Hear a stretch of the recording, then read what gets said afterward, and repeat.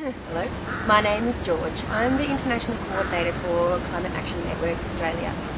I am here in tropical Bangkok for the UNFCCC talks. We've been here for about 2 weeks, working hard to try and pull the parties across the world, the 192 countries that are members of, that are parties to the UNFCCC, to come to an agreement at the talks in Copenhagen.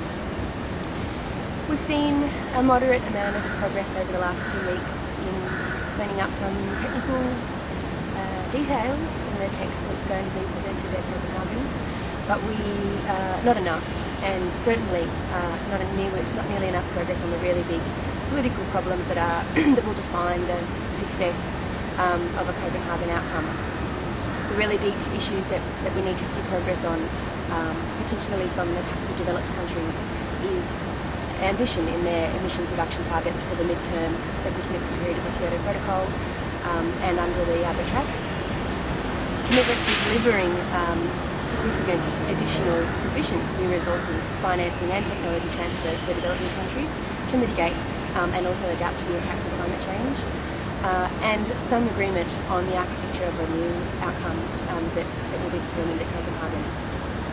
I'm a member of the delegation of Australian NGOs. There are around a dozen Australian NGOs here working mainly on finance and mitigation, but also on adaptation and a little bit of technology transfer and on legal form. And we've been working really hard to try and get Australia to come out of the closet on finance and make a commitment that they will contribute their fair share of international climate finance to help developing countries mitigate their greenhouse gas emissions and adapt to the impacts of climate change. So far, our commitment from Australia on that front has been lacking, and that's really a disappointment for the Australian groups that are here, because the time is very short before we get to the Copenhagen talks. There are 60 days left until Copenhagen begins, but only around 4 or 5 days of negotiating left. That means that we need huge movement from the leaders of the world, including Australia, to change the mandate they're giving their negotiators, to tell them to come to an agreement that is ambitious and that recognises common but differentiated responsibilities of all the parties to the UNFCCC, so that we can avoid catastrophic climate change and protect people and ecosystems around the world from the devastating impacts that we have.